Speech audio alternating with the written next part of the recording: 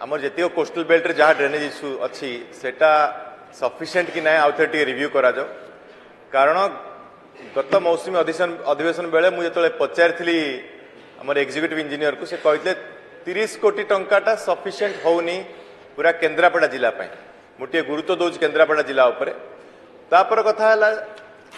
आम हाथ 6 मास अच्छी आगामी जून मसरे मौसुमी पुणी पलि आसो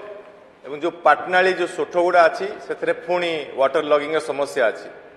एवं जो कामटी होची माटी काढ़ी दौरान कर पकई दौरान वर्षा हेले से पुणी खसी जाऊँगी तार किसी परमानेंट सॉल्यूशन एवं आपण ये कामटा केते दिन भितर सारे जदि ये आम मे मास सुधा सारीदबा तो निश्चित भाव चाषी मैंने उपकृत हे आपणकर प्लानटा कौन आप योजना कौन टे गृह आगे रखिए कि धन्यवाद माननीय मंत्री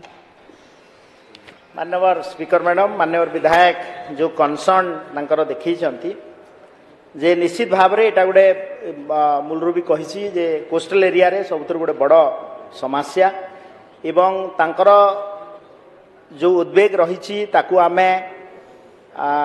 डिपार्टमेंट रो प्रोग्राम रे इनक्लूड तो करिछु एवं स्पेसिफिक जहाँ अच्छी ताकू मान्यवर मु अनुरोध करी मुख्यमंत्री सहित दफ्तर सहित आपण भी कथबार्ता करिसंती एवं आगामी दिन रे आमे ताकू आमर जो प्लानिंग अच्छी ताकू आमे बजेट रे आउ टिके प्रावधान एथिपई कहूतली जे जो नाल उन्नति योजना डीआईपी माध्यम रे आमे समुदाय 330 कोटी टंका व्यय अटकल रखिछु आवश्यक थले तार बढ़ा जीवो एवं आपणकर जो कथाटी सजेशन रहा ताकू निश्चित भाव में आमे उचित पथर पैकेजिंग सहित ता सहित आमर जो जो कार्यक्रम एथिरे अछि ताकू आमे उचित सम्मान दे आपण कार्यक्रम ग्रहण करा।